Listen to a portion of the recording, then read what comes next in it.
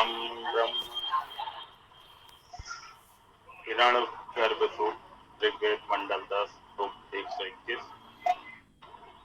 ओम हिरण्यगर्भा संवर्ताग्रे भूतस्य जातः पतियेक आसीत् तदाधार पृथ्वीं द्यामुते मां तस्मै देवाय हविषा विधेम। हिरण्यगर्भ ही पूर्व सम्यक सदाता समुत्पन्न सबका वही एक स्वामी।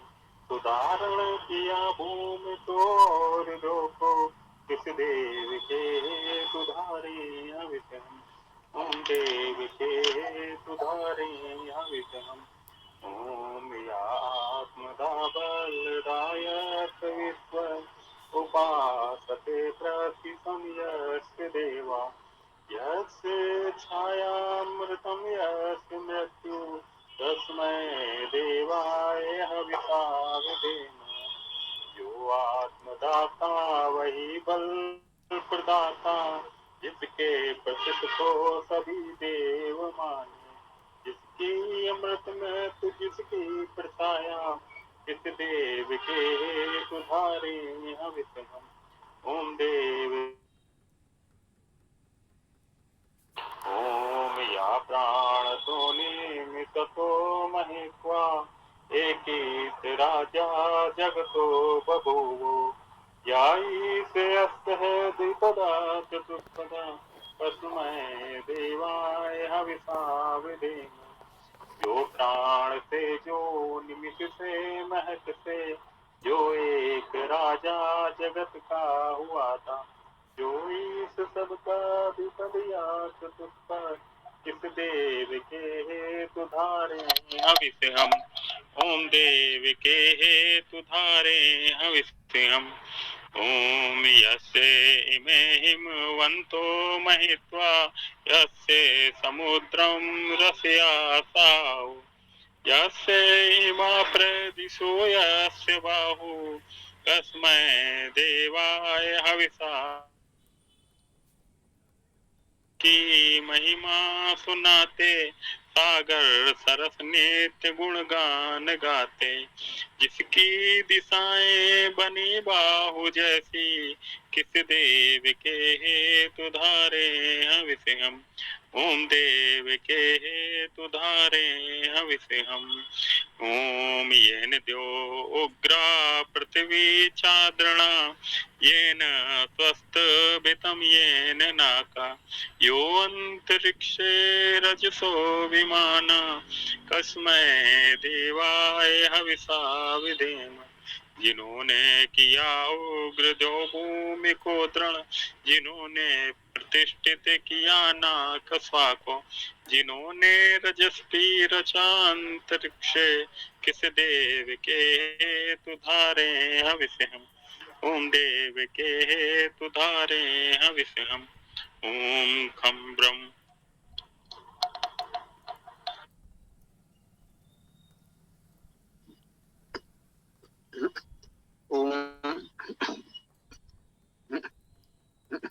अभी गौरव जी ने बहुत बहुत सुंदर हिरण्यगर्भ सूक्त का पाठ प्रस्तुत किया। हिरण्यगर्भ सूक्त के बहुत से मंत्र आर्य समाज के हवन यजन कर्मकांड में ईश्वर स्थित प्रार्थना के रूप में पढ़े जाते हैं। यजन में पुरोहित किस तरह से इन मंत्रों का पाठ करते हैं वो भी हम सब ने सुना है।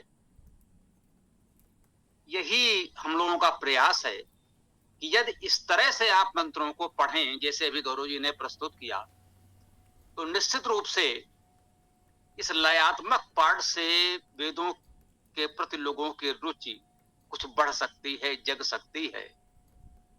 लगेगा वेद कितना सुंदर काव्य है। बस वेद को काव्य की तरह पढ़ा नहीं जा रहा है। वेद विश्व का आदि ग्रंथ है, आदि काव्य है और बहुत सुंदर काव्य है। वेद से जो थोड़ा भी परिचित हैं वो जानते हैं कि वेद के सभी मंत्र छंदोबद्ध हैं। सभी वेद मंत्रों के ऊपर ऋष देवता छंद लिखा ही जाता है।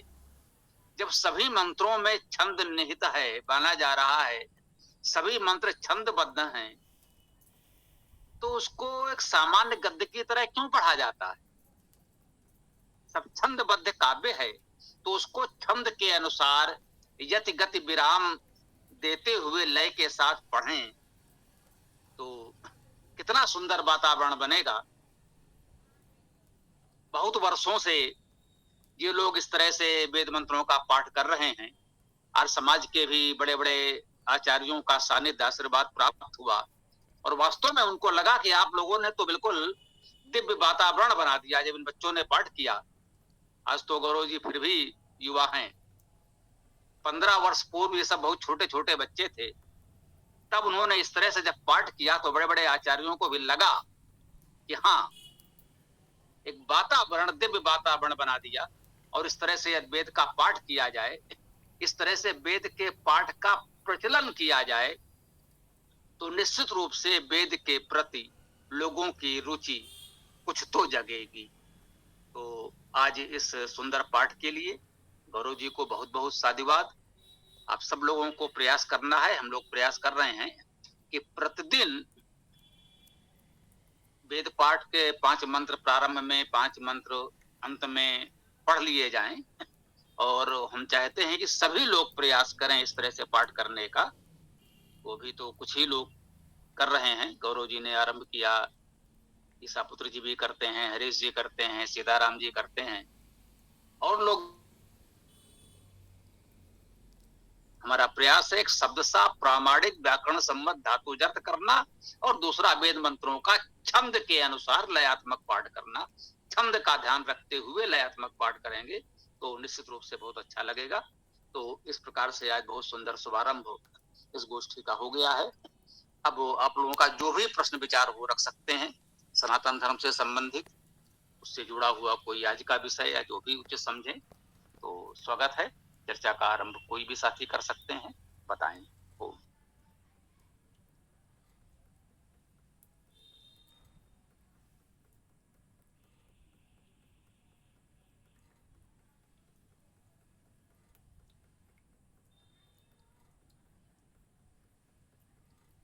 जी भाई, पहले आप कर रहे हैं, कोई आरंभ तो करें।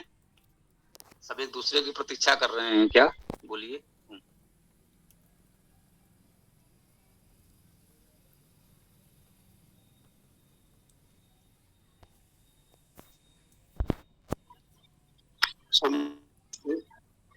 आजकल बड़े जोरों से अभी का चलन बढ़ा हुआ सा, जो वगैरह इनके ऊपर निरंतर अलग अलग समय पर, यहाँ तक कि रात्रि में भी अपना प्रसारण दे रहे हैं, जो दिन में स्वाद नहीं मिल रहा। तो आज के इस वर्तमान युग में इनकी कोई प्रासंगिकता दिखाई देती है या सिर्फ उनका एक अपना व्यक्तिगत और आश्रमवासी जो उनका एक अपना समूह, उसका प्रचार मात्र तक सीमित है, जिससे वो लोग अपना धन संग्रहण कर सके और सनातन धर्म और हिंदू समाज को कोई दिशा देने में उनकी कोई।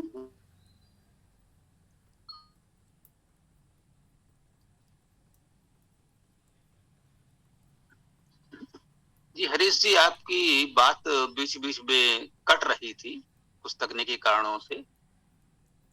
बात तो लगभग हम समझ गए, जो सबसे मुख्य बात थी वो छूट गई कि किनके विषय में आप कह रहे थे। तो पुनः कह दें या किसी और के समझ में आया हो तो?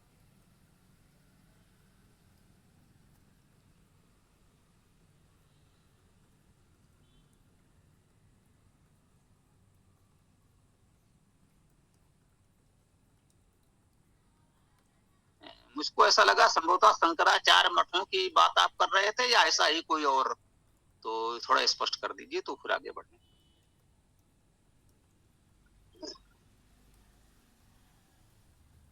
शंकराचार्य जी की तरफ नहीं है।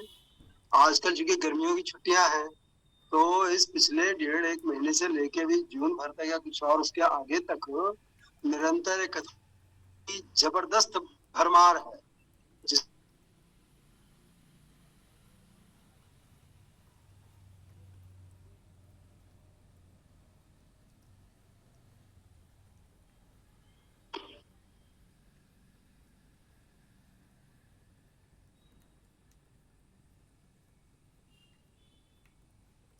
जी, कोई और साथी कुछ इस पर बताएं।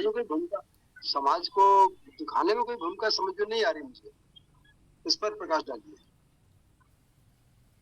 वही समस्या है, कुछ तकनीकी कारण है, मुख्य बात स्पष्ट नहीं हो पा रही। कोई और साथी जो कुछ समझ पाए हों, कुछ आगे बढ़ाएं इसको, तो हो सकता है हम भी कुछ कह पाए।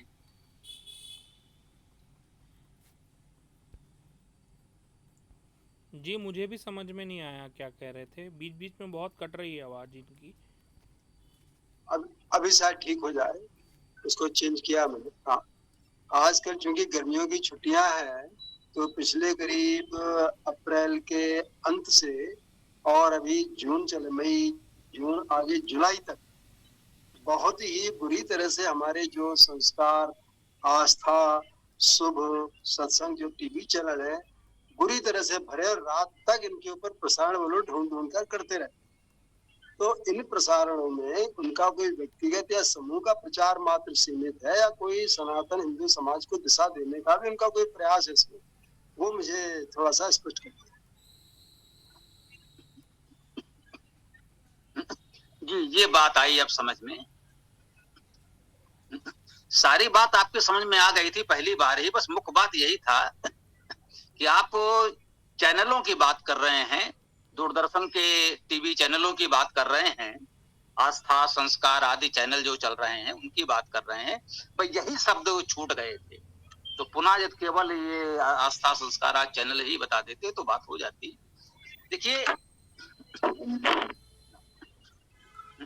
ये आस्था संस्कार आदि टीवी चैनल हों या कोई और माध्यम हो, निश्चित रूप से ये सब व्यवसायिक संगठन हैं।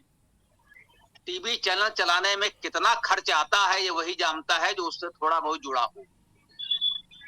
कोई पत्रिका चलाना, टीवी चैनल चलाना बहुत खर्चीला कार्य है, और ये खर्च निकालने के लिए उनको विज्ञापन का सहारा है। विज्ञापन उन्हें तब मिलेंगे जब उसे अधिक से अधिक लोग देखेंगे। जितने अधिक लोग देखेंगे उतने ही अधिक विज्ञापनदाता आकर्षित होंगे, उससे उन्हें धन लाभ होगा। तो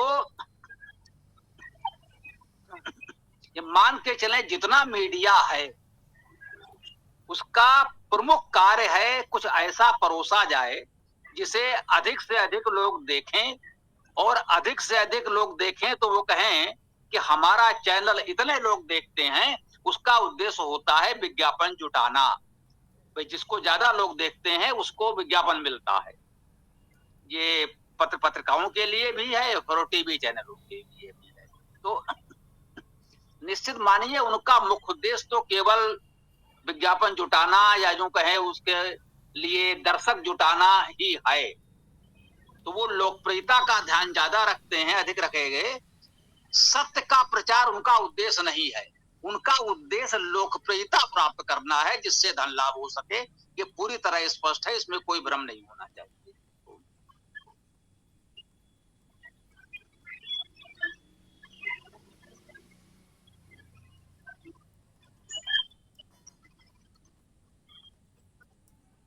हरीश जी का माइक तो ऑन है, संभवतः भूल से रह गया हो, कह नहीं सकते। आप लोगों को मेरी बात तो समझ में आई? हाँ, नहीं ये बात तो आपकी ठीक है, उससे तो सहमत हूँ। अब मेरा उससे जुड़ा हुआ प्रश्न अगला ये भी है कि इसमें उनकी कोई सनातन धर्म हिंदू समाज के लिए कोई क्या बोलते हैं उसको दिशा देने की भी कोई भूमिका है, या खाली सिर्फ अपना धनार्जन तक ही सीमित है? ये मेरा उससे जुड़ा हुआ प्रश्न है।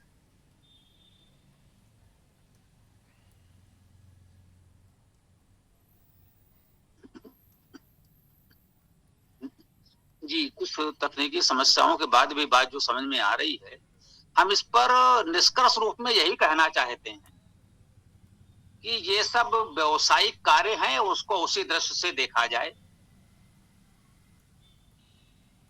बहुत उनसे ना आशा अपेक्षा करनी है, ना उन पर टीका टिप्पणी करने से कोई लाभ है, क्योंकि और उसके अनुसार ही वे कार्य करेंगे। जैसा कि आप लोग जानते हैं, बहुत लोग, कि हम समाचार पत्रों से जुड़े रहे हैं, तो स्पष्ट रूप से जानते हैं, बहुत बड़े पैमाने पर इस पर बात हुई है कि भारत के जो भी तथा कथित संतों के आश्रम या संगठन हैं, ये बिल्कुल व्यवसायिक घरानों की तरह कार्य करते हैं। जो मान ले जैसे टाटा, बिरला, अडानी, अंबानी के संस्थान हैं, वैसे ही राम रहीम, आसाराम आदि आदि हिंदू धर्माचार्यों के भी संस्थान है। वैसे ही अपने ग्राहक बढ़ाने, प्रचार प्रसार बढ़ाने के वो सारे हथकंडे या जो भी कह लीजिए उपाय ये लोग करते रहते हैं। इस पर बहुत कार्य हुआ है और बहुत खोजबीन करके निष्कर्ष स्पष्ट है। कोई भी व्यक्ति नहीं है जिसको ये जानने में रुचि हो इन लोगों में कि वास्तव में धर्म क्या है। एक सच्चे धर्म के जानने का प्रयास करें और लोगों को बताने का प्रयास करें। इस विषय में इन सब में से कोई सोचता भी नहीं है। ये मैं बहुत स्पष्ट रूप से दावे से कह सकता हूं। जिसको मेरी इस बात पर कोई आपत्ति है तो बहुत लोग प्यार से कह देते हैं, खंडन करने वालों का स्वागत है, वो आकर के हमसे बात कर सकते हैं। इसी माध्यम से यहीं जुड़कर बात कर सकते हैं, या जहां वो जिस चैनल पर चाहें हमसे बात कर सकते हैं। वे अपने आस्था संस्कार टीवी चैनल पर बात कर लें या और समाचार चैनलों पर बात कर लें, हम तैयार हैं। तो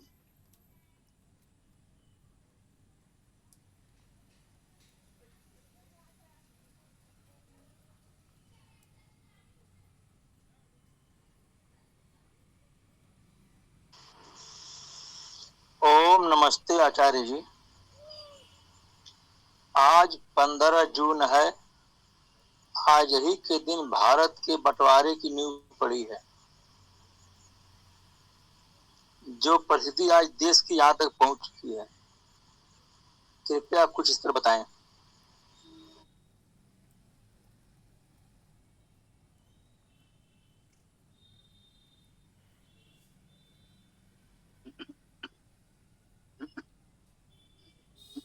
दीनानाथ जी कुछ भारत के बंटवारे के संदर्भ में बात कर रहे हैं, कुछ जानना चाहते हैं।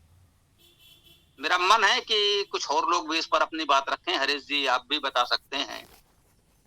कोई और साथी भी कुछ कहना चाहें तो स्वागत है। इतने लोग जुड़े हुए हैं, सबको भागीदारी करनी चाहिए। थोड़ा सा कुछ आप लोग भी रखें, मैं भी अपनी बात रखूंगा। जी मैं पहले कुछ कहना चाहूँगा। देखिए, बंटवारा हो गया तो हो गया, पाकिस्तान बन गया, भारत बन गया। अब देखिए, पाकिस्तान की हालत तो इतनी ख़राब है, जहाँ पे एकदम कट्टरवाद चलता है। वहाँ तो कुछ भी अच्छा नहीं है। वहाँ पे पूरा आर्मी ही सरकार चलाती है। भारत उससे एकदम अलग है। ज़मीन और आसमान का अंतर है पाकिस्तान और भारत में। यहाँ सबको बोलने की आज़ादी है। यहाँ जो अगर किसी को कोई चीज़ से प्रॉब्लम है तो वो हर जगह बोल सकता है, प्रदर्शन कर सकता है। लेकिन अन्य देशों से भारत की स्थिति बहुत अच्छी है। कुछ देश तो ऐसे हैं जहाँ पे तो बाल भी कटिंग कैसे की जाए ये भी निर्धारित किए गए हैं, जैसे कि नॉर्थ कोरिया हो गया, है ना। तो मेरे कहने का आशय ये है कि भारत का जो संविधान है, मेरे हिसाब से तो बहुत बढ़िया संविधान है। किसी से भी उसमें किसी के प्रति द्वेष नहीं है और इतना अच्छा संविधान है कि हर व्यक्ति को खुश करने का प्रयास किया गया है। और उल्टा पाकिस्तान का देखें तो वहाँ पे तो माइनॉरिटी ग्रुप जो हैं अब पूरे ख़त्म होने वाले हैं और वहाँ पे आए दिन आतंकवादी हमले होते रहते हैं। तो भारत और पाकिस्तान में ज़मीन और आसमान का फ़र्क है। मैं तो यही मानता हूँ कि भारत का संविधान बहुत अच्छा है और बहुत कुछ वेदानुकूल भी है, थोड़ा बहुत वेद विरुद्ध भी है, लेकिन वेदानुकूल बहुत है। तो मैं तो सहमत हूँ भारत के संविधान से। जी बहुत सुंदर बात कही आपने। यही अंतर है कि भारत का नेतृत्व स्वतंत्रता सेनानियों ने किया। तो लोगों ने हमारा संविधान बनाया। उन्होंने ये भी अनुभव किया कि लंबे समय में परिस्थितियां बदलेंगी तो इस संविधान में कुछ परिवर्तन संशोधन की भी आवश्यकता पड़ेगी। उन्होंने ये भी प्रावधान कर दिया कि समय के अनुसार यदि आवश्यकता हो तो इस संविधान में संशोधन परिवर्तन भी किया जा सकता है और किया जा रहा है। 100 से अधिक संशोधन हो चुके हैं, आवश्यकता होगी तो आगे और कर लिए जाएंगे। तो इस दृष्टि से निश्चित रूप से हमारा संविधान बहुत अच्छा है, उसमें लचीलापन भी है, राष्ट्रीय एकता भी है, राज्यों की अपनी स्वायत्तता स्वतंत्रता भी है। तो कुल मिलाकर के ठीक ठाक ढांचा बना है। और ये तो ठीक है कि भाई प्रत्येक व्यक्ति को ये अधिकार है, कुछ बातों से हम भी असहमत होंगे, कुछ बातों से आप लोग असहमत होंगे, तो अलग अलग विषयों पर अलग अलग बिंदुओं में हम में से सभी की, है ना, कहीं ना कहीं एक दो बातों में असहमति हो सकती है। और उसी के लिए ये प्रावधान है कि हमारे चुने हुए प्रतिनिधि यदि अनुभव करेंगे कि समय के साथ कुछ परिवर्तन की आवश्यकता है तो कर लिया जाएगा।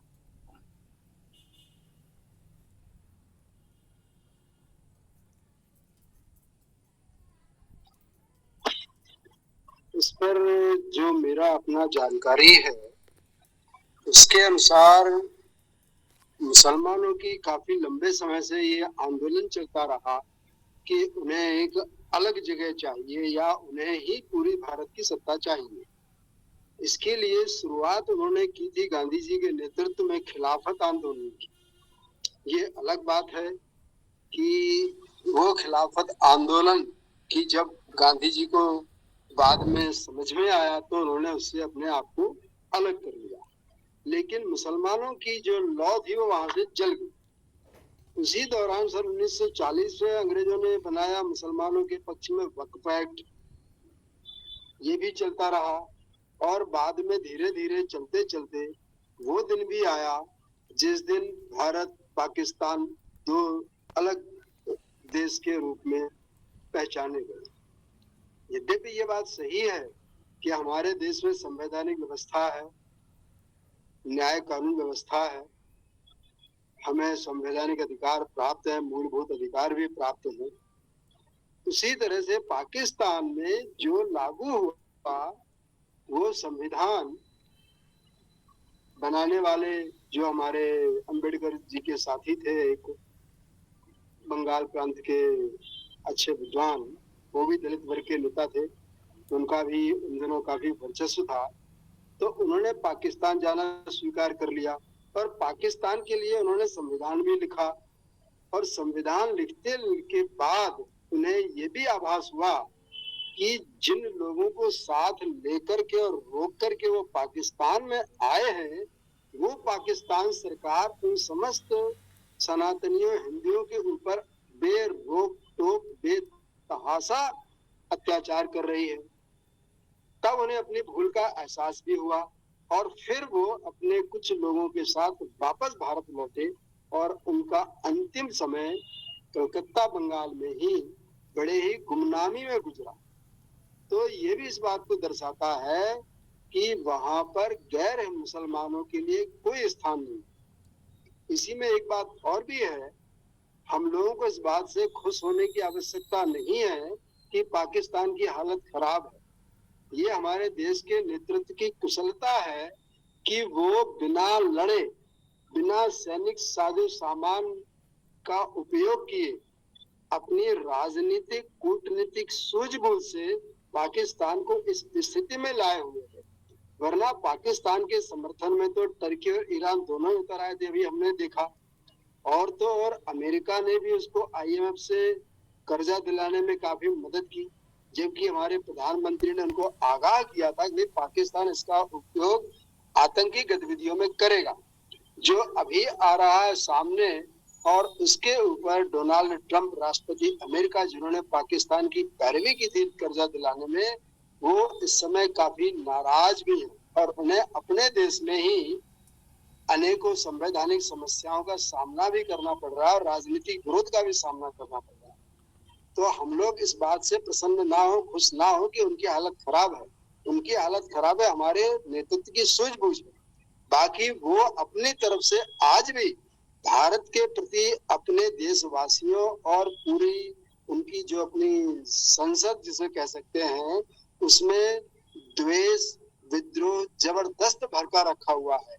भारत के बारे में जितना ज्यादा दुष्प्रचार कर सकते हैं उन्होंने कर रखा है।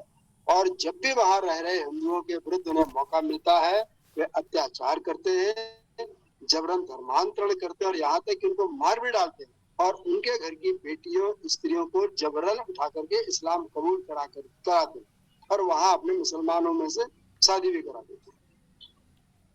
तो इस तरह से जो भारत का बंटवारा हुआ उसकी बुनियाद तो आजादी आंदोलन के समय से रखी जा चुकी थी और उसका विरोध करने के लिए अनेकों समय जो भारत के हमारे स्वतंत्रता सेनानी थे उन्होंने विरोध भी किया, लेकिन हमारे माननीय मोहनदास करमचंद गांधी और पंडित जवाहरलाल नेहरू तथाकथित ने उसको मान्यता दी और उसको उन्होंने अंग्रेजों के साथ हस्ताक्षर किए जिसका नाम कहलाता ट्रांसफर डीड, जो इस बात का परिचायक है कि वास्तव में आजादी हमें उस तरह से नहीं मिली जिसको हम खुशी मना रहे हैं, बल्कि हमें आजादी जैसे आपस में संपत्ति का लेन देन होता है तो उस तरह से पावर ऑफ अटर्नी के नाम से मिली, जिसकी लीज 99 वर्ष रखी गई, जो अपन लोग कई बार सुनते हैं कि सन 2047 में खत्म होने वाली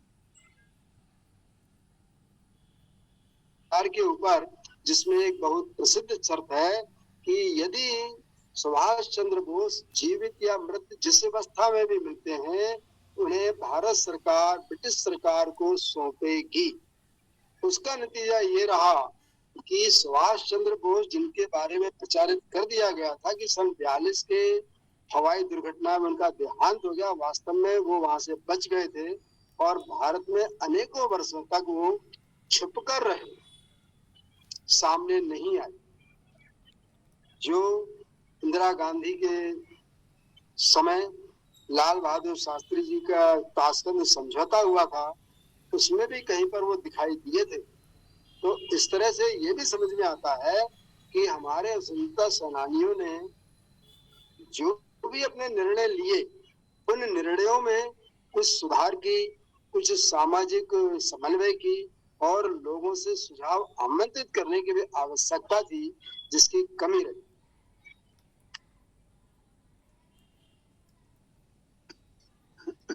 देखिए, कुछ बातों को स्पष्ट करना आवश्यक है इसमें कि हम सब लोग इसमें गंभीरता से जुड़े हुए हैं और जो भी हम लोग बात करते हैं उसका एक गंभीर संदेश भी समाज को जा रहा है, ये हमने अनुभव किया है। जो ये बात कही इसमें कुछ बातें तथ्यात्मक रूप से ठीक नहीं है, सत्य नहीं है, वो स्पष्ट करना आवश्यक है।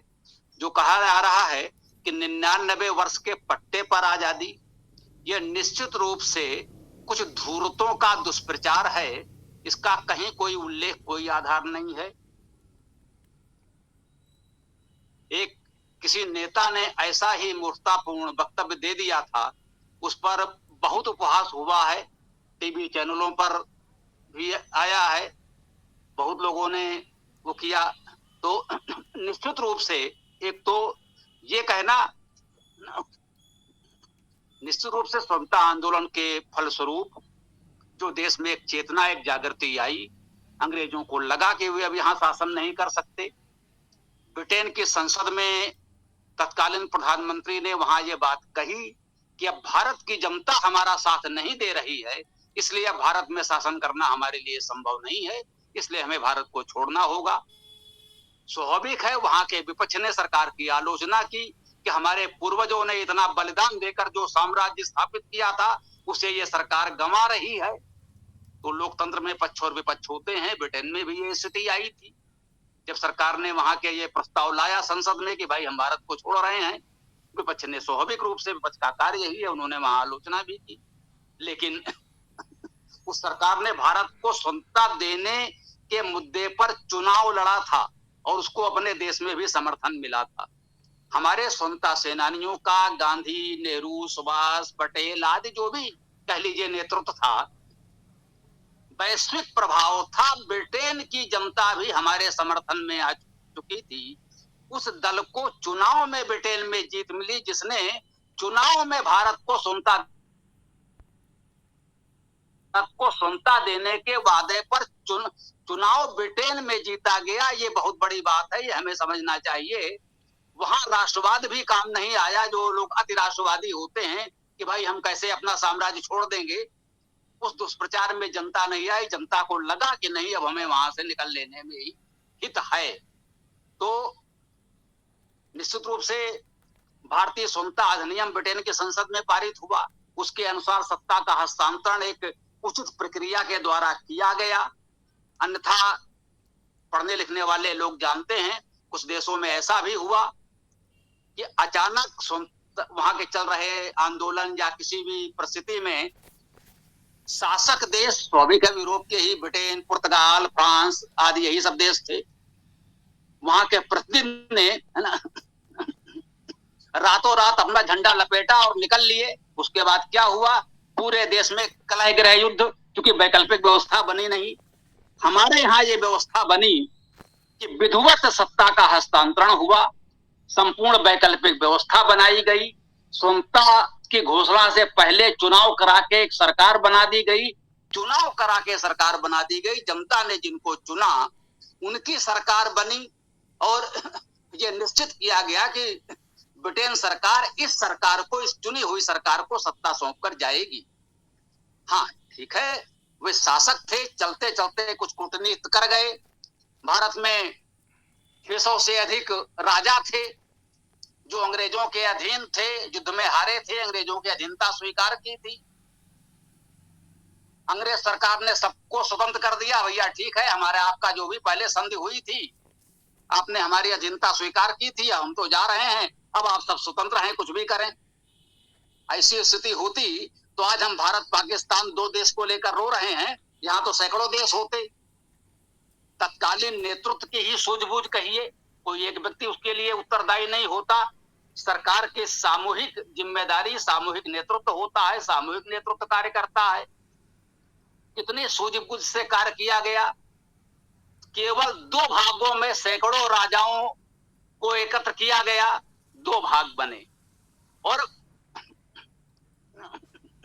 पाकिस्तान के बनने पर 2 बातें, जैसा कि भी थोड़ा पिछले समय हम लोगों ने एक संदर्भ चर्चा की थी राजा दाहिर की, तो पाकिस्तान की नींव तो बनता, एक बात। दूसरी बात 1947 की स्थिति ये थी, इस पर भी हम लोग चर्चा कर चुके हैं कि जब पाकिस्तान अलग हो गया, पटेल ने संभवतः ये बात कही थी कि चलिए कोई बात नहीं, जब परिस्थिति ऐसी है, वे ब्रिटेन तो चाहता था कि वो जाते जाते कुछ तो घाव दे जाएं, टुकड़े कर गए, कोई बात नहीं। तो संभवतः ये पटेल जी ने ही कहा था कि ठीक है, विभाजन अगर होना ही है तो हो जाए, अच्छा है एक बड़ा क्षेत्र हमारे पास होगा जिसका हम अपने तरीके से विकास तो कर सकेंगे। एक थोड़ा सा खंडहर, कूड़ेदान अलग हो जाएगा, कूड़ा कचरा अलग हो जाएगा, तो उससे बाकी देश तो सुरक्षित रहेगा। जरा आज देखिए, इस भारत में 15% मुसलमान हैं, 80% हिंदू उनसे डरता है। अभी तक हम लोग चर्चा कर रहे हैं कि वे धर्मांतरण करा लेते हैं, हम नहीं करा पा रहे।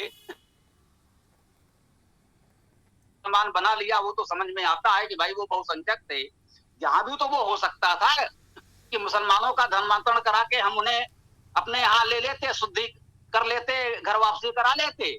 इसके लिए केवल कोई एक सरकार दोषी नहीं है, संविधान दोषी नहीं है, संविधान ने इस पर कोई रोक नहीं लगाई थी।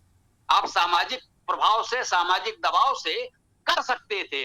समस्या क्या है, किसी मुस्लिम लड़की को वो ले गए, उन्होंने विवाह किया, तुरंत वो उनकी बहू हो गई, पत्नी हो गई, जो भी उनका संबंध है।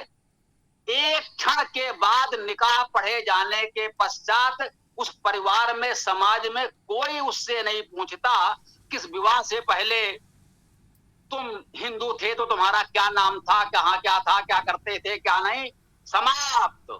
जैसे ही उसने कलमा पढ़ा, निकाह पढ़ा, अब वो पूरी तरह 100% मुसलमान है। यहाँ क्या है, कोई 50 वर्ष पहले युवावस्था में हिंदू बन गया था, अभी तक लोग कहते हैं ये ईसाई परिवार से हैं, ये मुसलमान परिवार से के पूर्वज हिंदू थे, मुसलमान थे। कुछ लोग कह रहे हैं नेहरू जी के पूर्वज मुसलमान थे।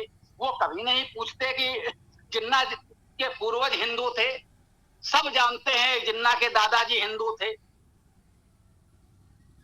आज वो कौन नायर है, नायर तो यही का नाम है ना, अभी नाम थोड़ा हमको भूल रहा है, कितना कट्टरपंथी मारो। उसने स्वयं कहा कि भाई हमारे पूर्वज हिंदू थे, इसलिए कुछ परंपराएं हम लोगों में भी हिंदुओं की चली आ रही हैं।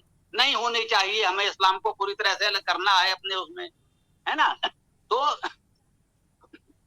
ये देखिए उनकी पाचन शक्ति क्या है, हमारे यहाँ क्या है। हमारे यहाँ लोगों को जाति बाहर किया जा सकता है, धर्म से बाहर किया जा सकता है, धर्म में लेने का कोई द्वार आपके पास है ही नहीं। आपके यहाँ केवल निष्कासन का द्वार है।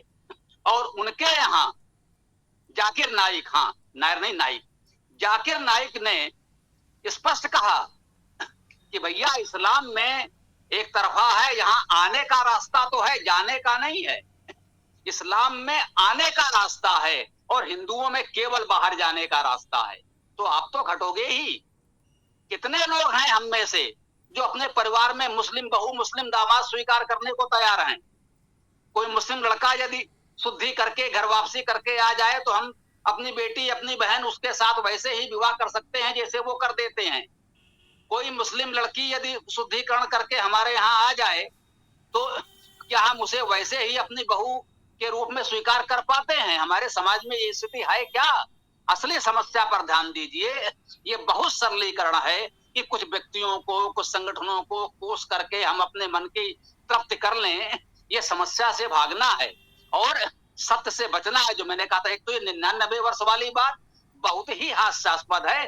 दूसरा, सुभाष को सौंपने की बात, ये भी बहुत ही हास्यास्पद है, पूरी तरह निराधार है। इस तरह के बहुत सी हास्यास्पद निराधार बातें कुछ दुष्टों धूर्तों ने समाज में प्रचारित की हैं, जिसका कोई आधार नहीं है। बहुत जांच पड़ताल हो गई, इतनी सरकारें आई गई, ऐसा कोई कहीं उल्लेख नहीं मिला अभी तक। किसी के पास इसको कोई प्रमाण हो तो प्रस्तुत करे, अन्यथा अपने प्रबुद्ध मित्रों से निवेदन है, आप सब बहुत प्रबुद्ध साथी हैं, विचार करते हैं, तो ऐसे जिसे आजकल कहा जा रहा है व्हाट्सएप यूनिवर्सिटी, तो ऐसे इन गपों गपोड़ों से हमें बचना चाहिए। तत्कालीन नेतृत्व ने भी 1947 में भी जो हो सकता था अच्छा से अच्छा किया, उसके पश्चात भी एक बात और हो सकता है, बोलने में चूक हो गई हो। आपने कहा इंदिरा जी के समय शास्त्री जी का ही उस समय प्रधानमंत्री थे, तो वो इंदिरा जी के समय कैसे कहा जाएगा? ताशकंद समझौते में शास्त्री जी नहीं रहे, बलिदान हुआ, जैसे भी हुआ वो एक अलग विषय है। कैसे क्या उसमें भारत अनाज मांग कर खाता था, अमेरिका से गेहूं मांग कर खाते थे, तमाम बहुत सी हमारी समस्याएं थी, दुर्बलताएं थी, इसलिए हमें कुछ विदेशी दबाव सुनने पड़ते थे, हमारी व्यवस्थाएं थी। फिर भी इतने साहस के साथ नेहरू जी, शास्त्री जी, इंदिरा जी, मैं कहूंगा कि उन दबावों में, उन परिस्थितियों में जब हमारे पास खाने को नहीं था, मांग कर खाते थे, तब भी इतने स्वाभिमान से देश को एक ऊंचाई दी, विश्व में देश का सम्मान बनाया। उसके लिए हमें निश्चित रूप से उनका भी सम्मान करना चाहिए। आज भारत विकसित राष्ट्र है, विश्व के 4-5 प्रमुख राष्ट्रों में आज भारत है, इसमें कोई संदेह नहीं है। ये एक दिन में नहीं बना, 10-20 वर्षों में नहीं बना, ये 70-75 वर्षों की साधना है। जब भारत विश्व के निर्धनतम देशों में था, 40-50 के दशक में जब देश स्वतंत्र हुआ है, तो भारत की अर्थव्यवस्था की क्या स्थिति थी, विश्व में हमारा स्थान कहाँ था? आज हम कह रहे हैं कि हम विश्व की 5वीं अर्थव्यवस्था हैं। 12% की विकास दर हम लोग 2007 के आसपास दे चुके हैं। 2 अंकों में विकास दर पूरा विश्व चमत्कृत रह गया था। पूरे विश्व में कहीं कोई उदाहरण नहीं था वर्तमान शताब्दी में 2 अंकों में विकास दर देने का। और संभवतः एक बार उस समय जापान आदि को पीछे छोड़कर चौथे स्थान पर भारत की अर्थव्यवस्था कुछ समय के लिए तो आ ही गई थी। आज हम पुनः 5वां स्थान तो प्राप्त ही कर चुके हैं। ईश्वर ने चाहा तो कुछ समय बाद हो सकता है हम चौथी अर्थव्यवस्था फिर से बन सकते हैं। आज भारत विश्व की 5वीं अर्थव्यवस्था है, चौथी अर्थव्यवस्था बनने की ओर है, चौथी सैनिक शक्ति है। तकनीक आदि में हम विश्व के गिने चुने 3-4-5 देशों में हैं। तो आज भारत के विश्व के शक्तिशाली प्रमुख राष्ट्रों में है। आज तो पाकिस्तान जैसे देशों का कोई हर्ष नहीं। वो देखिए 65 और 71 के युद्ध में अमेरिका खुलकर पाकिस्तान के साथ खड़ा था, खुलकर खड़ा था, अपने सेना सैनिक बेड़े भेज रहा था, और हम अमेरिका से गेहूं मांग कर खाते थे। वो धमकी दे रहा था हम गेहूं बंद कर देंगे। उन कठिन परिस्थितियों में हमारे नेतृत्व ने साहस करके देश का सम्मान बचाए रखा। तो हमें ये सोचना चाहिए, परिस्थितियां होती हैं। वही मैंने कहा कि बहुत सी बातों में हमारी भी असहमति होगी। गांधी, नेहरू, शास्त्री, इंदिरा आदि किसको भी आप कह लें, 100% हम किसी से सहमत नहीं हो सकते। 100% लोग राम से सहमत नहीं है, कृष्ण से सहमत नहीं है, तो ये क्या है? लेकिन निश्चित रूप से हमें ये देखना चाहिए कि एक तो हम प्रमाण के साथ तथ्यों को लाएं, उसकी बात करें, आधारहीन बात ना हो, और दूसरा अपने नेतृत्व का हम सम्मान करें, जिन्होंने संघर्ष करके हमको स्वतंत्रता दिलाई और धीरे धीरे देश का विकास करके आज हमको एक उन्नत और विकसित भारत का नागरिक होने का सौभाग्य प्रदान किया है, ये गौरव प्रदान किया है। उसके लिए हमें अपने सभी नेताओं का सम्मान करना चाहिए, हमारा ऐसा मानना है। बाकी हमारा मुख्य विषय वेद है, सनातन धर्म है। घर घर वेद, जन जन वेद पहुंचाएं और सनातन धर्म को इतना उदार जागरूक बनाएं कि हम शुद्धि या घर वापसी बड़े रूप में करा सकें। इस पर हमें ध्यान देने की आवश्यकता है, न कि इस प्रकार से राजनीतिक या छोटी छोटी बातों पर अपने आप को करने की।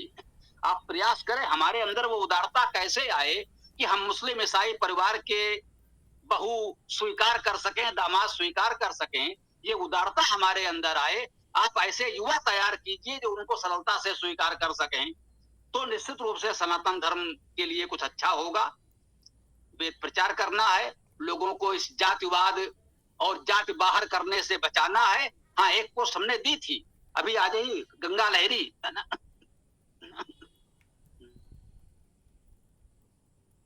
उनके पांडित से प्रभावित होकर मुगल सम्राट शाहजहां ने पंडित राज की उपाधि दी थी। आज तक लिखा जाता है पंडित राज जगन्नाथ। संस्कृत के बहुत बड़े विद्वान, बहुत बड़े साहित्यकार हैं, बहुत बड़े कवि साहित्यकारों में संस्कृत में है। जो संस्कृत के विद्यार्थी हैं वो पंडित राज जगन्नाथ का महत्व जानते हैं, और एक मुगल सम्राट उनको इतना सम्मान दे सकता है कि उनको अपनी बेटी दे सकता है, और हमारा सनातन धर्म का समाज उनको इसलिए जात से बाहर कर देता है कि उन्होंने एक मुगल परिवार की लड़की से विवाह क्यों किया। तो हमें अपने इन दुर्बलताओं पर विजय पानी है, इस पर हमें अवश्य विचार करना चाहिए।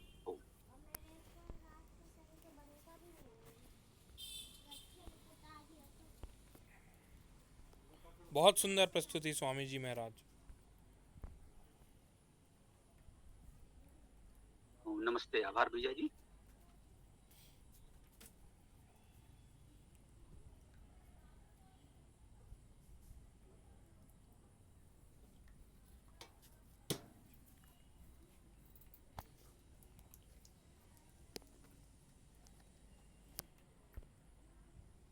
जी आगे देख लीजिए, जो भी उचित समझें। कोई विशेष बात हो तो रख भी सकते हैं, चाहे तो समापन भी कर सकते हैं। हरीश जी, आयशा पुत्र जी, समापन कर दें। जी, मैं समापन करता हूँ। यजुर्वेद अध्याय 40।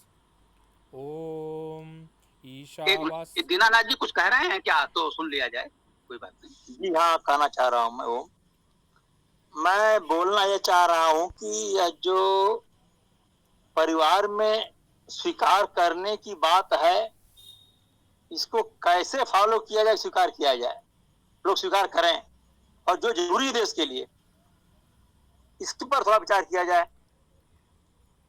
ओम।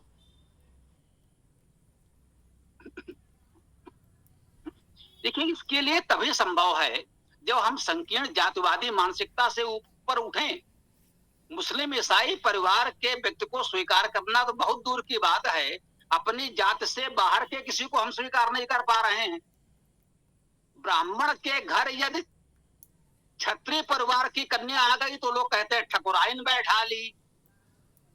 क्षत्रिय परिवार में एक ब्राह्मण कन्या का विवाह हो गया, कह रहे पंडिताइन उठा लाए, पंडिताइन बैठा लिया।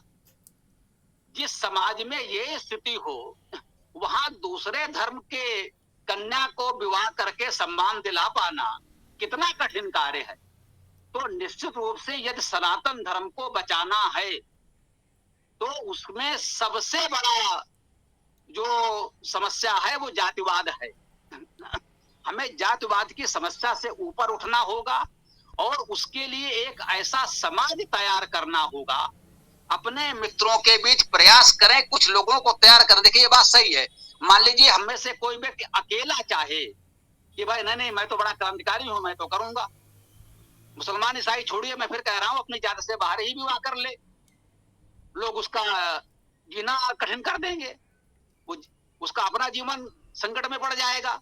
तो इसके लिए आवश्यक ये है कि पहले लोगों से विचार विमर्श करके कुछ लोगों को तैयार करें कि नहीं, हम जातिवाद से ऊपर उठेंगे, अपनी जात से बाहर ही विवाह करेंगे, जी जात से बाहर ही विवाह करेंगे। पहले ये निश्चय करें और एक इतनी बड़ी संख्या ऐसे लोगों की हो जाए, मान लीजिए एक क्षेत्र में 100-200 युवा तैयार हो जाएं, एक पूरे देश में 100-200 होंगे तो हर कोई अपने राज्य नगर में जिले में अकेला पड़ जाएगा।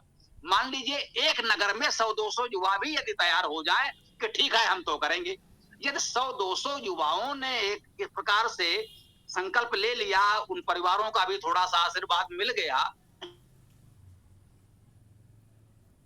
वो 100-200 लोग ये परस्पर सहयोग करते रहेंगे तो उनका जीवन कठिन नहीं होने पाएगा, वो अपना जीवन यापन सुगमता से करते रहेंगे।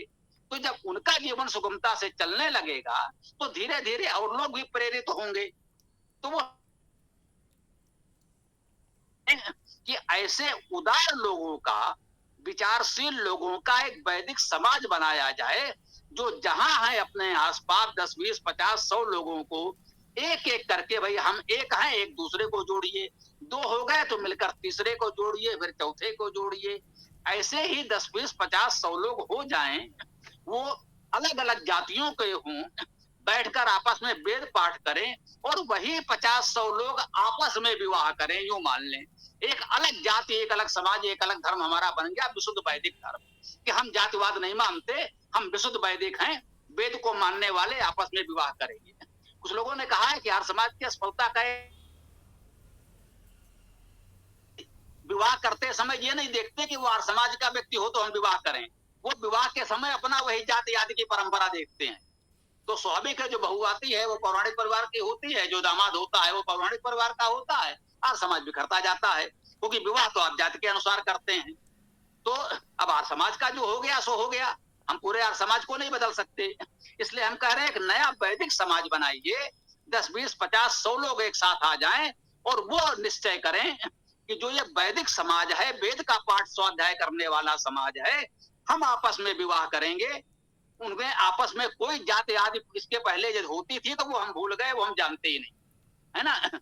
हम वैदिक हैं, हम अपने नाम के साथ वैदिक, वेदायन, वेदर्षि, कुछ इस प्रकार के शब्द लिखेंगे कि पता चलेगा कि हम वैदिक हैं, ठीक है ना।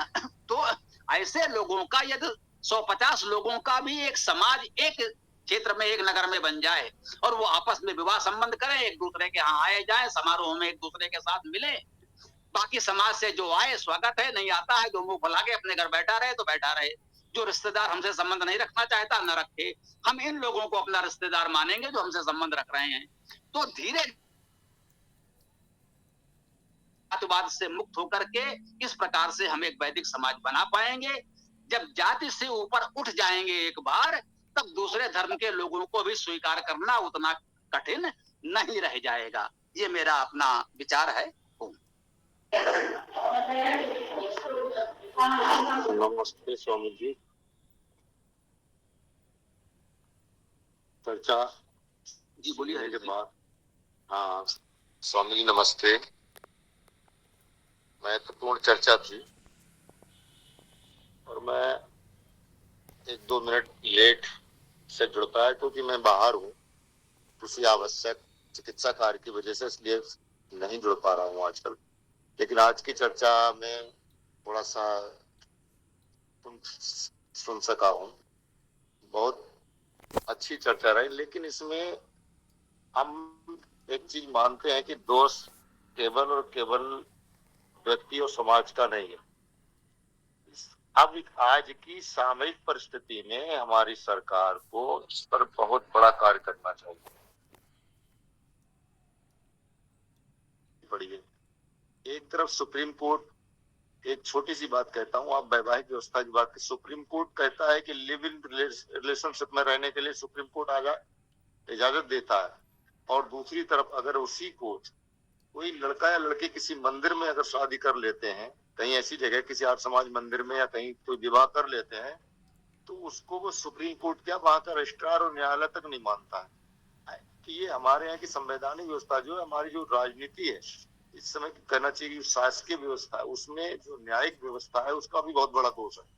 तो हमारे यहाँ शासन सत्ता को इस पर ध्यान देना चाहिए, और अब ऐसे कठिन से कठिन एक कानून की आवश्यकता है जो कि जातिवादी व्यवस्था को नकारने में, को खत्म करने के लिए आ गया है। वरना ये सुधार कितना ही हम कर लें, हम 1, 2, 4, 10 को सुधार सकते हैं, पूरे समाज को नहीं सुधार सकते हैं। लेकिन अगर ऐसी व्यवस्था ऊपर से लागू होती है, सरकार कुछ दिन आंदोलन होगा, लोग आंदोलन करेंगे, कुछ लोग मरेंगे, कुछ जलेंगे, कुछ रेलें फूकेंगे, कुछ इस तरह का नुकसान होगा, लेकिन अगर वो चीज तो सरकार नहीं अगर डिगी तो आगे चल के वो चीजें बहुत बड़ा अपने आप में संबल बनेगी। और जब भी कोई आंदोलन होता है, जब किसी के हित का नहीं होता है, जिसमें आंदोलन जरूर होते हैं, उसमें कोई ना कोई चीज सामने आती है, चाहे आरक्षण का आंदोलन हो, चाहे और कोई आंदोलन ना हो। अभी कोरोना काल में पूरी ट्रेनों को बंद कर दिया गया, कितने बड़े आंदोलन हुए। ऐसे ही जब सरकार किसी चीज को भरपूर तरीके से पूरी इच्छा शक्ति के साथ अगर लागू कर दे, तो कुछ समय तक तो उसकी त्रासदी रहेगी, लेकिन आगे चल के बहुत बड़ा सुलभ रास्ता हो जाएगा।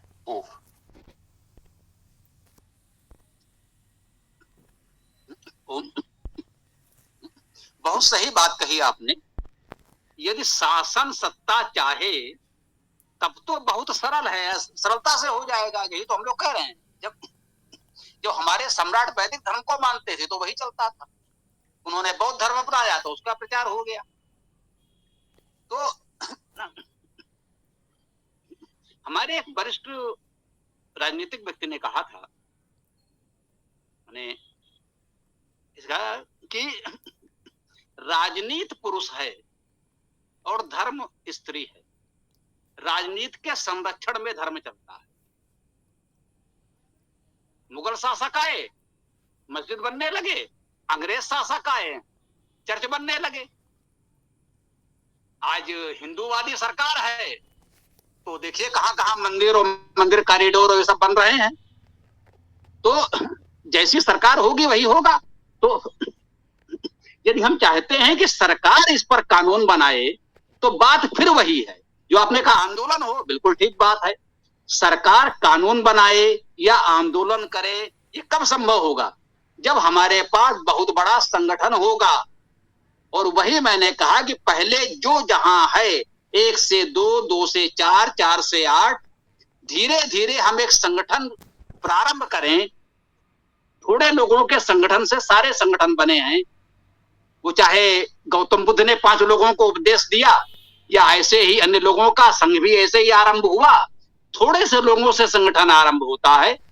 दयानंद जी के साथ ही आरंभ में कितने लोग थे? पाखंड खंडरी पताका गाड़ दी, पंडों ने दौड़ाया तो भागना पड़ा, क्या करते? लेकिन आर्य समाज इतना बड़ा संगठन बन गया तो सबको उसकी सुननी पड़ी। ये दिन भी आए। तो जब आप संगठन बना लेंगे, छोटे से 1 से 2, 2 से 4, 4 से 8, 8 से 16, जब आप इस संगठन बढ़ाते चले जाएंगे, जब देश भर में आपका संगठन होगा तो आप चुनाव लड़ पाएंगे, चुनाव में अपनी सरकार बना पाएंगे। जब वैदिक सरकार सत्ता में होगी तब आप वेद को शिक्षा में अनिवार्य कर पाएंगे, तब आप जातिवाद को समाप्त करने का कानून बना पाएंगे, तभी सारी व्यवस्थाएं लागू हो जाएंगी। तो ये होगा ऐसे ही। मंदिर बनाने के लिए पहले जनजागरण होता रहा, समता आंदोलन के लिए भी पहले जनजागरण किया गया, लोगों को जोड़ा गया। मंदिर बनाने के लिए जनजागरण किया गया, लोगों को जोड़ा गया। इतने लोग जुड़ गए कि शक्तिशाली सरकार बन गई तो मंदिर भी बन गया। तो ऐसे ही आप लोगों को जोड़िए इसके साथ कि हमें जातिवाद से मुक्त होना है, सनातन धर्म को सशक्त करना है और सबको वेद पढ़ना है। ठीक है ना? वेद अपनाओ, जातिवाद मिटा, संगठन बनाइए। धीरे धीरे संगठन इतना बड़ा हो जाए कि हमारे कुछ विधायक सांसद हों तो भी कुछ लोग सुनने लगेंगे, चलो भाई कुछ तो हमारे पास है। तो किसी को आवश्यकता होगी हमारे 2-4 विधायकों सांसदों के समर्थन की, तो वो सरकार हमारी कुछ तो सुनेगी कि चलो भैया इनका समर्थन चाहिए, तो 1-2 बातें छोटी मोटी ही मान लेंगे, सारी नहीं मानेंगे। धीरे धीरे जब हम बड़े हो जाएंगे, हमारी सरकार होगी तो हम सब मनवा लेंगे, है ना? जनसंघ भी पहला चुनाव लड़ी 2 सीटें जीती, भाजपा पहला चुनाव लड़ी 2 सीटें जीती।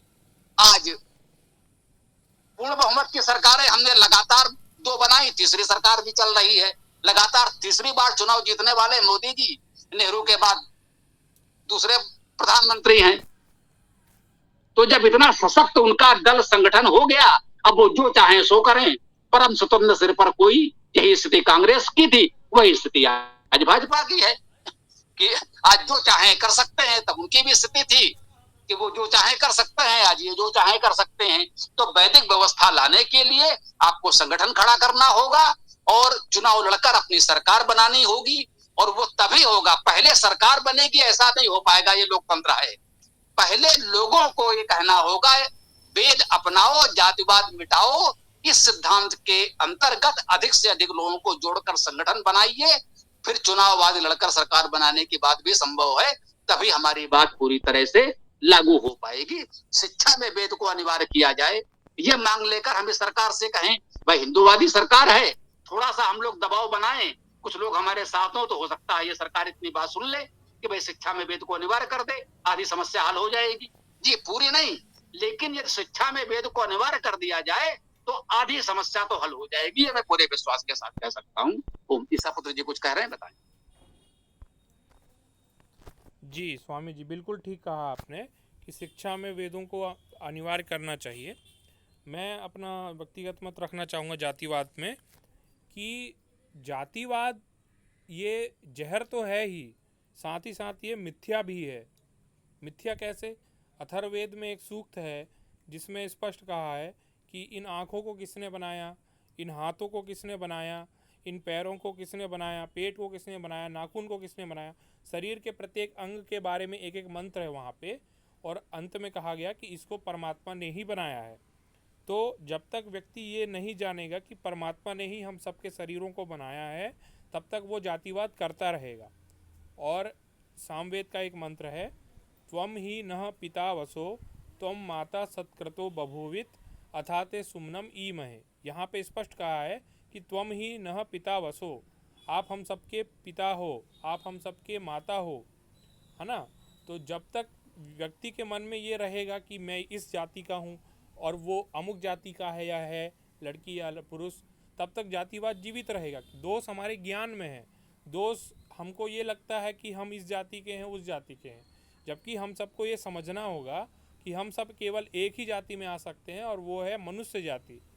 और जब तक हम दूसरे जाति का नाम भी लेंगे और बोलेंगे कि मैंने उस जाति वाले को आर्य समाज में ले आया या मैंने उस जाति वाले के साथ शादी कर ली, तो भी नहीं जाएगा। दोष हमारे ज्ञान में है, हमको लगता है कि वो दूसरी जाति का, मैं दूसरी जाति का हूँ, जबकि वेद में ऐसा कहीं नहीं लिखा है। अगर जातिवाद सही में सत्य होता तो वेद के बहुत सारे मंत्र आए होते कि भैया ये जाति के तुम हो, ये करो, वो जाति के वो है वो करो, लेकिन वेद में ऐसा कहीं भी नहीं आया है। तो दोष हमारे ज्ञान में है। हम सबके माता पिता परमात्मा है और हमारे शरीर के प्रत्येक अंग को परमात्मा ने बनाया। ऐसा मानने पर ही जातिवाद जाएगा, ये मेरा व्यक्तिगत मत है। धन्यवाद। ये बिल्कुल सही कहा आपने। आज समाज में स्थिति ये है, देखिए व्यवसायीकरण से एक लाभ तो हुआ है कि आप होटल में खाना खाने जाएंगे तो वो जात नहीं पूछेगा, केवल ये देखेगा कि आपके पास पैसा है या नहीं। लेकिन अभी भी लोग किराए पर घर देते समय जात पूछते हैं। कानपुर जैसे महानगर में मेरा व्यक्तिगत अनुभव है, कोई ये नहीं कह सकता कि आप यूं कह रहे हैं। मेरा व्यक्तिगत अनुभव है, आप आइए मैं बता दूंगा और आप परीक्षा कर सकते हैं, पता चल जाएगा। कानपुर स्तर के लोगों के यहाँ ये स्थिति है कि घर मकान किराए पर देते समय जात पूछा जाता है। धर्मशाला आदि में जहां पर अल्प दर पर या लगभग निःशुल्क व्यवस्थाएं होती हैं, वहां यदि आप जाएंगे तो वो किसी न किसी माध्यम से सबसे पहले आपकी जाति पूछेंगे। और यदि आप किसी पिछड़े वर्ग या अन्य वर्ग से आते हैं, अनुसूचित जाति जनजाति से आते हैं, तो किसी न किसी बहाने वो आपको बता देंगे कि हाँ वो स्थान नहीं है, भरा हुआ है, ये है, वो है, वैसा है और वैसा है, वो आपको स्थान नहीं देंगे। ये हम लोगों का प्रत्यक्ष अनुभव है। मेरा पूरा जीवन अधिकांश समय महानगरों में ही बीता है। मुंबई, कोलकाता, चेन्नई की बात छोड़ दें तो उत्तर प्रदेश के, कम से कम मैं कह सकता हूं उत्तर प्रदेश के स्तर पर जो बड़े बड़े महानगर, हमारे नगर निगम हैं, क्योंकि हमारा कार्य क्षेत्र भी ऐसा ही रहा है प्रकाशन का, समाचार पत्रों में, तो स्वाभाविक है उनके प्रकाशन संस्थान कार्यालय तो ऐसे ही स्थानों पर होते हैं। तो मेरा महानगरों का यह अनुभव है, मैं अपने गांव की स्थिति नहीं बता रहा हूं। तो जहां अभी ये स्थिति है कि अब इस कैटरिंग व्यवस्था में तो सब लोग एक साथ खा पी रहे हैं, एक अलग बात है, अन्यथा कितना ये सब भेदभाव बचपन से हमें अनुभव है।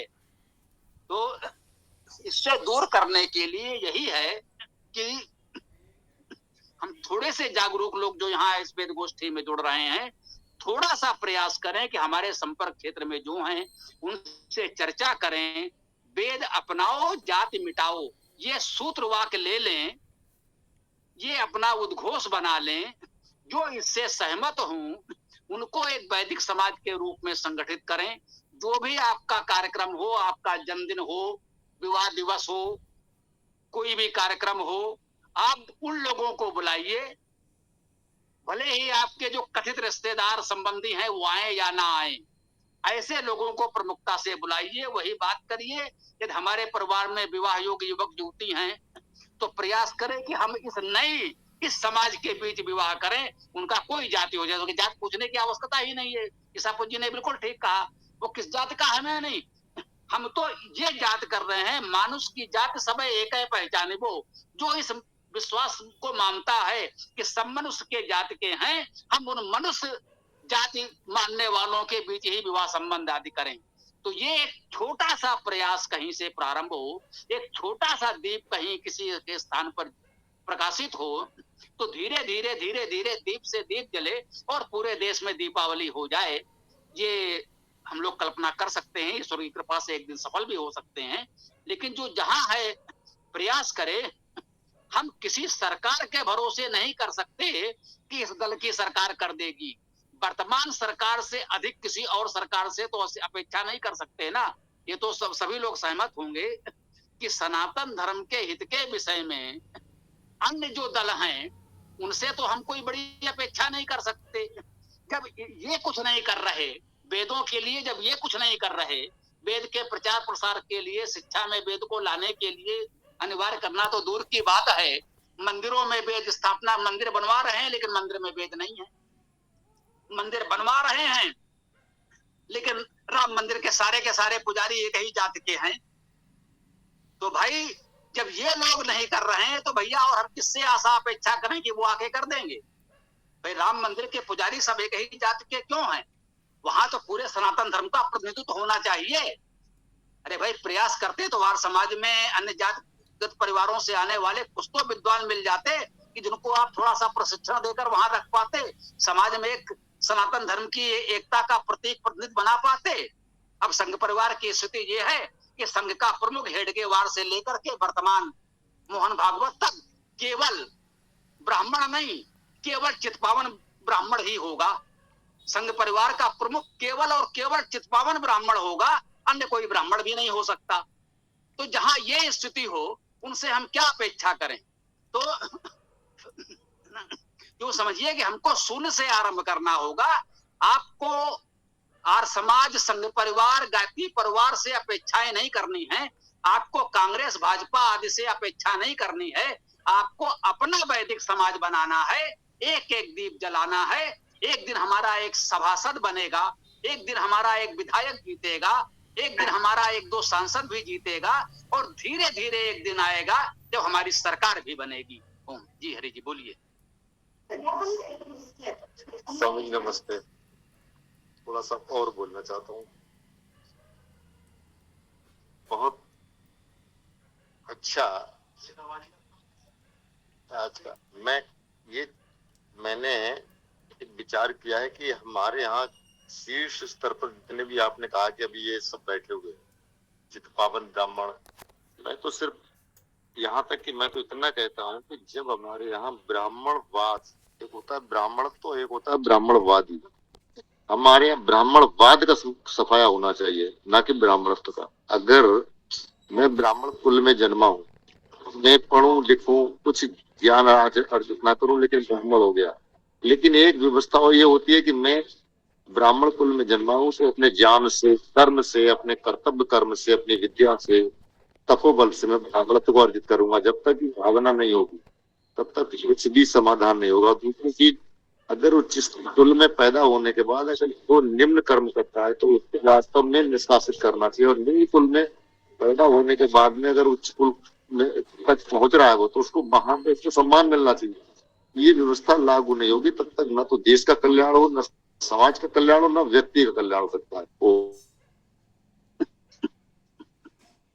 ये बात बिल्कुल ठीक कही आपने। आप ये बता रहे हैं क्या होना चाहिए, बिल्कुल सही है।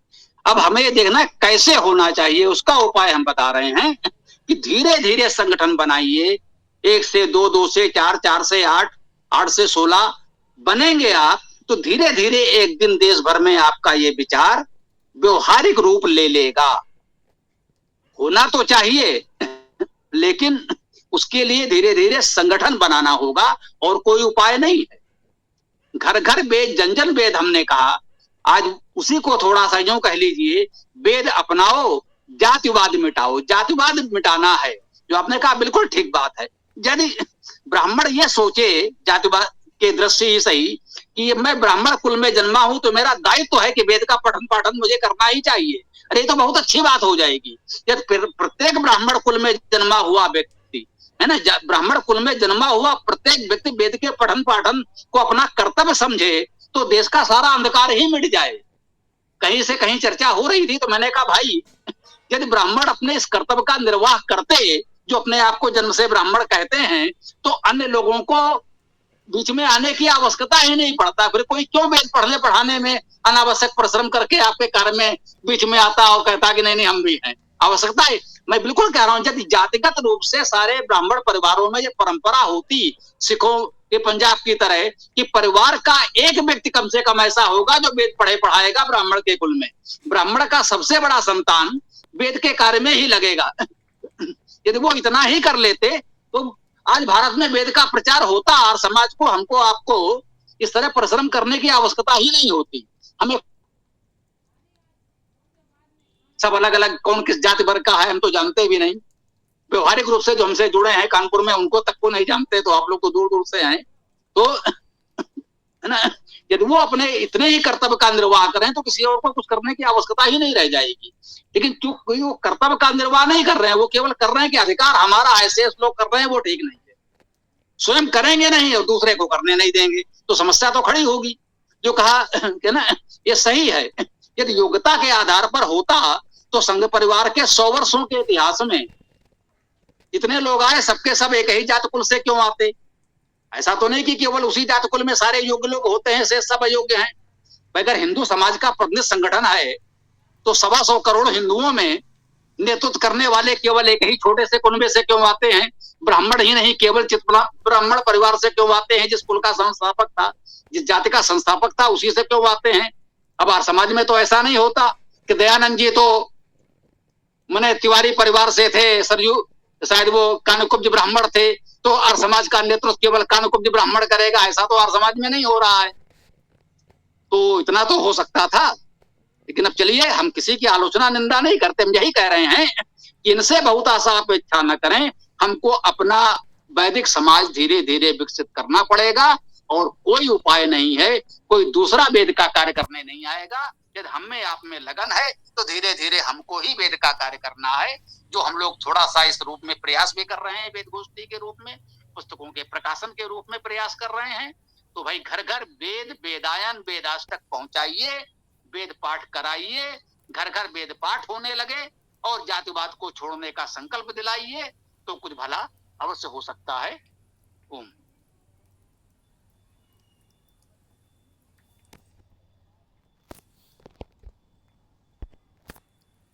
जी बिल्कुल ठीक कहा स्वामी जी ने। जातिवाद एक प्रकार का अंधकार है और वेद सूर्य है। जहाँ जहाँ वेद का सूर्य रहेगा वहाँ से जातिवाद का अंधकार नष्ट हो जाएगा। सबसे ज़्यादा ज़रूरी वेद ज्ञान का प्रचार करना। मैं अपने बारे में थोड़ा बहुत बता देता हूँ। शुरू में मैं भी थोड़ा जातिवादी था। मैं जिस परिवार से आया हूँ, गायत्री परिवार से था मैं। शुरू में तो मैंने भी वेद नहीं पढ़े थे। फिर धीरे धीरे एक बार स्वामी रामदेव जी से मैंने सुना कि माता भूमि ही पुत्रो अहम पृथिव्याः। जब मैंने ये सुना तब मैंने विचार किया कि मैं कौन हूँ, मेरा शरीर किससे बना है। तो वो कह रहे हैं माता भूमि पुत्रो अहम पृथिव्या, पृथ्वी पंच महाभूतों से मेरा शरीर बना है या पृथ्वी से मेरा शरीर बना है। तो शुरू में तो मैंने सोचा कि मैं पृथ्वी का पुत्र हूँ, क्योंकि स्पष्ट वेद में आया है माता भूमि ही पुत्रो अहम पृथिव्या। फिर मैं और वेदों को पढ़ने लगा, फिर धीरे धीरे मैंने वेद में एक मंत्र और देख लिया, और टीवी प्रसारण में पतंजलि मतलब एक साध्वी थी, उन्होंने समझाया त्वम ही नः पिता वसो त्वम माता सत्कृतो ब्रभुवित अथाते सुमनम ईमहे। तब मेरा निश्चय और दृढ़ हो गया कि मैं तो ईश्वर की संतान हूँ। तो मैंने तुरंत अपना नाम ही चेंज कर लिया। मैंने अपना नाम ईशा पुत्र उन्मत्त वसंत रख दिया कि मैं कौन हूँ, मैं ईश्वर पुत्र हूँ और मेरी कोई जाति नहीं है। मैं केवल ईश्वर पुत्र हूँ और केवल ईश्वर पुत्र हूँ, ये मेरी जाति। ऐसा करके मैंने एक प्रकार से आंदोलन लगा दिया। सबको मैं यही बोलता हूँ कि भाई मैं तो ईश्वर की संतान हूँ, मेरी कोई जाति नहीं है।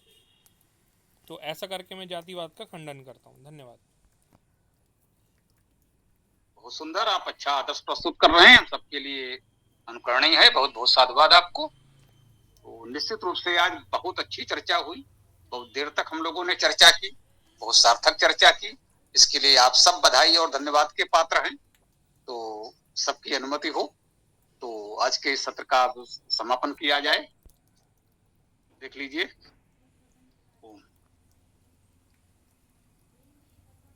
जी, किसी को कुछ कहना है तो कहिए, अन्यथा मैं समापन कर रहा हूँ।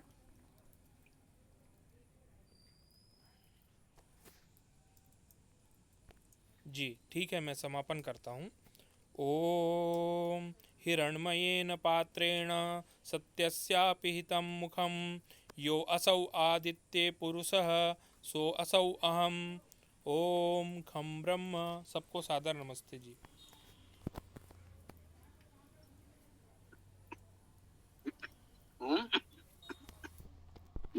आज इस सार्थक चर्चा में जुड़ने के लिए आप सबका बहुत बहुत आभार, बहुत बहुत अभिनंदन।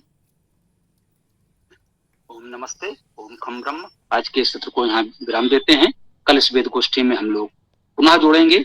ओम नमस्ते, ओम खम ब्रह्म।